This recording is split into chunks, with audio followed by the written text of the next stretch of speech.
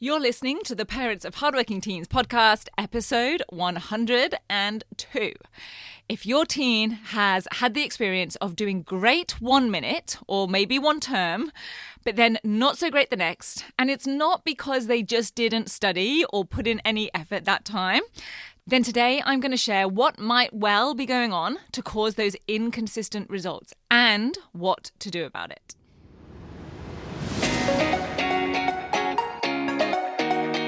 I'm Katie Jones, and with over 15 years in education as an award-winning high school teacher, international external examiner, and as a study coach, I've helped thousands of students skyrocket their results and confidence. And this podcast is where I share all my insights, tactics, and tips with you, the parent, so you can help your hardworking teen get happy, smart, and successful in their study, and have you both enjoy the journey along the way.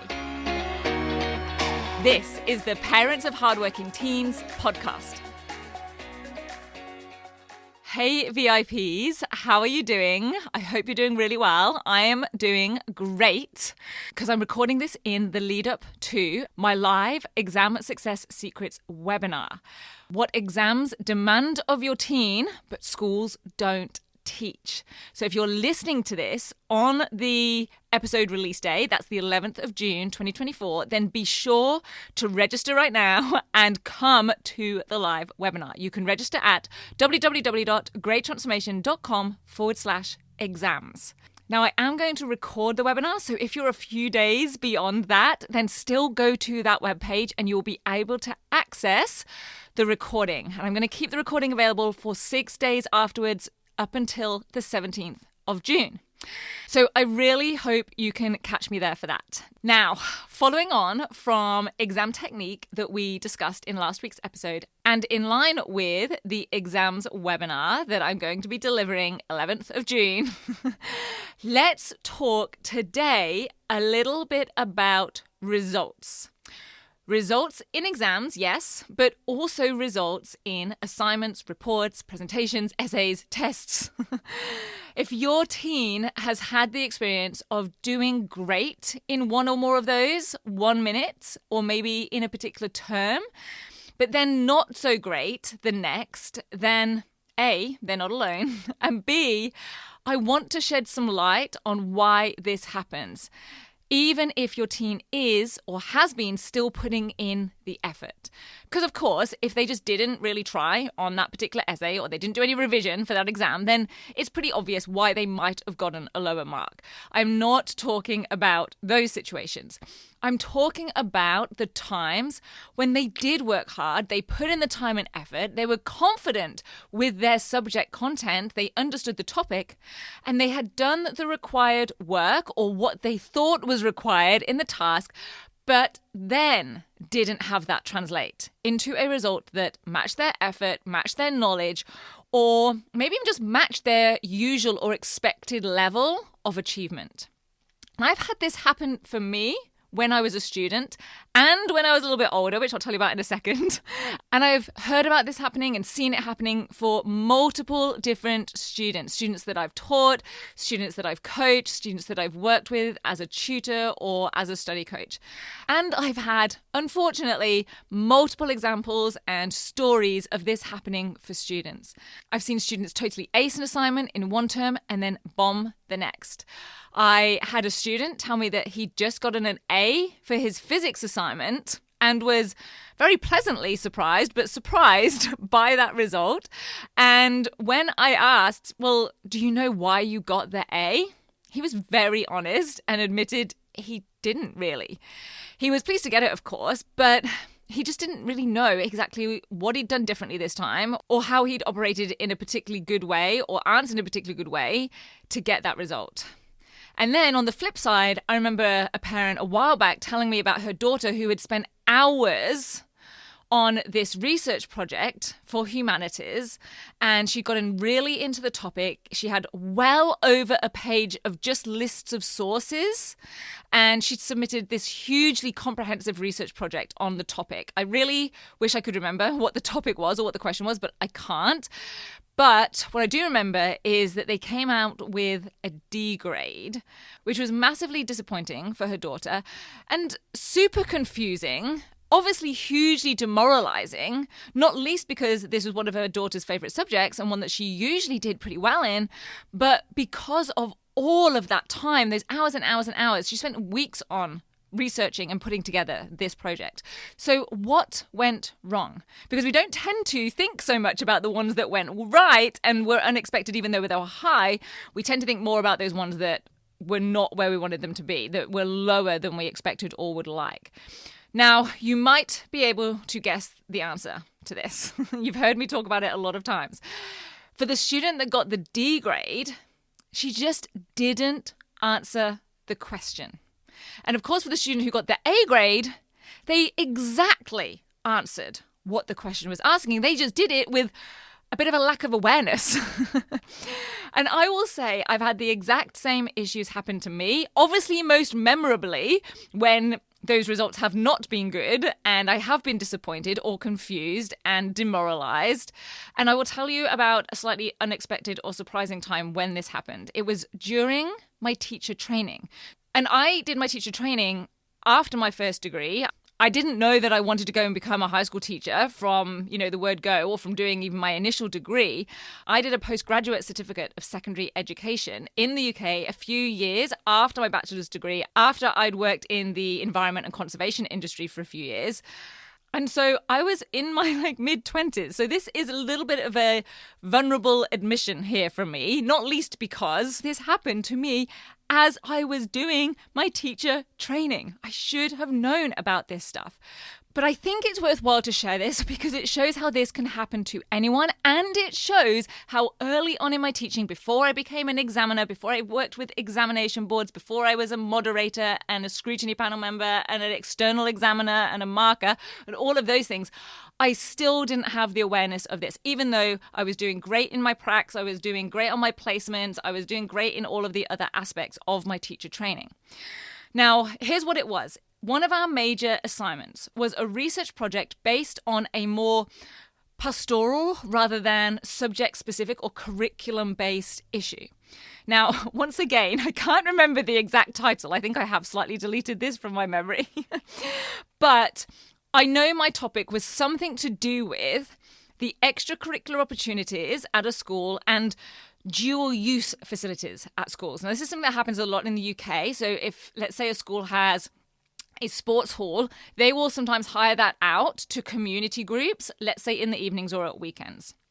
Now, I got to pick the topic from a list, and knowing what I know now, no way would I pick that topic again. It was much more about the extracurricular elements of students rather than about this whole dual use thing. So for a start, that wasn't a great route to go down. It wasn't really related very precisely or specifically to the actual topic I was supposed to be doing. But it was because the school that I was doing my teaching practice placement at the time had a lot of dual use facilities. And so I kind of just thought it would be a good primary source of information and show that I had, excellent knowledge of my placement school or something like that. Now, those aren't the worst reasons to pick a topic, but in hindsight now, they were definitely not the best. And I went through and I wrote this project, and at first hand in, I got a D grade. Now, I was, even in my 20s, of course, upset, disappointed, and yes, a little bit confused because I was historically always had been like a classic B+ grade student. So I did get to redo it. I got to tweak it. I got to edit it and rewrite parts of it and resubmit. And so, of course, I had to figure out, okay, well, where did this go wrong? What did I do? What did I not do? And of course, the feedback was, can you guess? You haven't answered the question. I'd just kind of ended up describing and giving examples of the extracurricular enrichment opportunities and the dual use community activities within the school. And I'd done the exact same thing that I warned so many students about doing today. Even as a trainee teacher, I fell into the trap. Now, like I said, I can't remember the exact question, but I do know it would have for sure been at an analysis or evaluation level because it was a big extended response. It was a research assignment. It definitely wouldn't have just been asking me to describe and give examples of the topic that I was writing about. And I share this just to show that this can happen to anyone, even someone who should have known better. Now, of course, I do like to think that I wouldn't fall into this trap now. But that is only because I have had this imprinted onto my brain about 1,000 times in all different ways as an examiner, working with exam boards, moderating coursework, working with hundreds and thousands of students over the years. And it's, of course, exactly what I work on with students today to help them avoid. So I'm hyper-focused and alert to it. So here's what I see as the most likely reason that your teen might experience inconsistent results, no matter how consistent their effort and their knowledge is. It's most likely because they are giving information, but they aren't using that information or applying that information to actually answer the question. Or they're not responding to the question at the level that it requires. Now, this is what I call a topic trap. It's the exact trap I fell into, and it's the trap that I see so many students falling into. We get consumed by the topic, just like that humanities student did in her research inquiry, and just like I did in my inquiry investigation. And that means that they end up with an extremely comprehensive project. I don't know that mine was actually extremely comprehensive, to be perfectly honest, but very often I see students with extremely comprehensive projects. The student doing her humanities task certainly did, but it is lacking a focus or a particular level of response or a direction. So they've got lots of information, but they're not doing the right thing with the information, and they are likely stuck, like I was, at the describe and explain levels of response.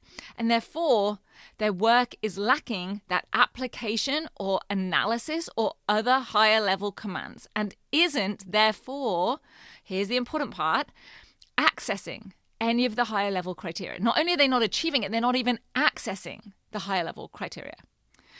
Now, another reason might be that there are actually inconsistencies within their assignment or response. Now, I will say that this is a less likely reason, but I do sometimes see it happening. So an example might be an essay that is, let's say, supposed to be discussing how a particular character in a novel is portrayed as a villain. But your teen, as they're talking about and getting drawn into that topic of the character, starts to tangent off and ends up discussing how the character also maybe has a generous or a kind or a positive side to them. Now, that would be okay if it was an evaluation level task, but not if it's simply analysis. Because what this would do is potentially count against them because it shows an inconsistent response or that they are using inappropriate evidence or examples. Now, I also sometimes see it where a student creates a thesis or a hypothesis, let's say it's in science or in history, and along the way in their discussion, they end up arguing the case against the thesis that they have stated. Now, again, it's okay to acknowledge this sort of thing in their errors or in their evaluation, but it would make the discussion confused or inconsistent if it was happening in the main part of their report. So the best way to avoid these things happening is to have your teen follow a detailed and proven planning process. So any student who's gone through my 10-week Great Transformation program or coaches with me will tell you that I am always banging on about spending more time and effort on dissecting the question and then planning in detail. an essay or a large task, an extended response, whether it's for an assignment that they have flexible time on, or if they are actually in an exam. This is why I've developed and I teach and train students in very specific and strategic planning steps and dissection steps, like the topic and focus system, so that students simply cannot fall into a topic trap. They see the trap and then they actively avoid it and stay on track to the focus. Or the 3 steps of analysis, so they don't end up with a waffling or unclear discussion.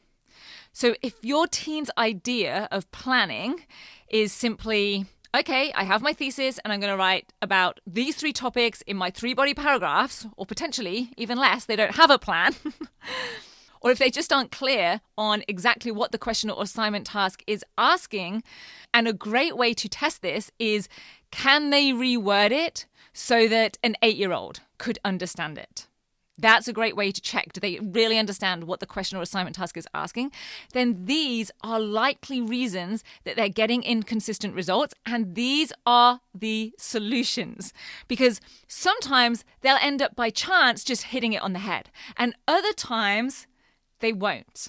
And of course, this goes for individual questions if it's in an exam as well. They might get 4 marks for one question on the paper and then bomb the next. And this is why, important side note here, this is why doing more research or spending more hours just studying the content is almost never the answer to this. It's never the solution if your teen is already studying hard. If they are feeling confident, and let's just say that's at a level 7 out of 10 or higher, confidence on their subject content. Very rarely, if ever, will doing more research or finding more information get your teen clearer on what they actually need to do and how they need to respond to a question or a task.